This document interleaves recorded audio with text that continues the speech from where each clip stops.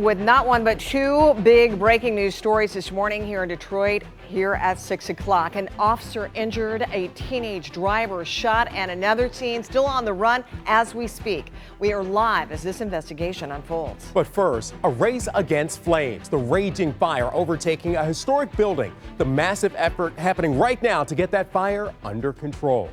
Now, over the last hour, we've heard shattering glass, small explosions, and a real effort to get this fire under control. I mean, it has been raging, and this is all happening at what used to be the Woodbridge Gallery there on West Forest Street. And 7 News Detroit reporter Brittany Tulis has been out there since 5 o'clock this morning. She was one of the ones who was hearing the shattering glass. Brittany, you have been covering this really as it's evolved over the last hour or so. So have the firefighters gained any ground here in the last half hour?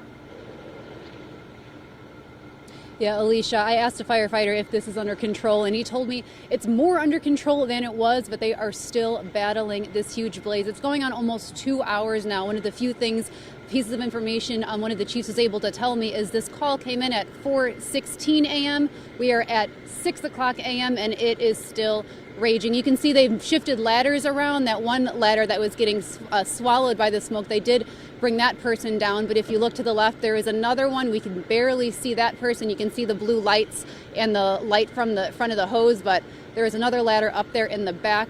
The flames aren't jetting out as much from the back of the building. The flames are still jetting from the front of the building, but right now it is just a lot of smoke. We're also starting to see glow from flames and actual flames from the windows in the front of the building.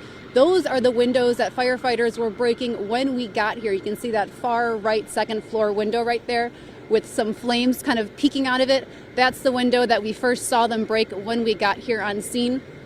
They broke a few others as well along that line. And this is also something I want to show you. Like I said, this fire has been burning for close to 2 hours now. This is how much water they've been using. This water is all the way across the street, and we've been hearing this drain is completely covered. Earlier, we've been hearing this kind of slurping sound coming from this drain, but this water is just all over the street because that's how much they're pouring on this building to try and get this fire out in this historic Woodbridge Gallery here. Now, I did talk to a few neighbors who tell me this building is mostly vacant right now. It has not been a gallery for some time, but like I said, this building is just still burning, the roof completely gone. The building next door, though, we have not really seen any smoke coming out of that building.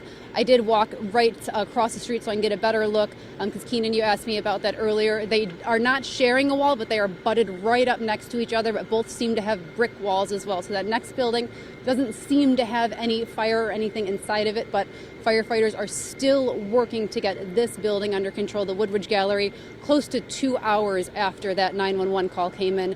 I'm going to be here still hoping to talk to these chiefs. Like I said, they are still extremely busy trying to get this fire under control.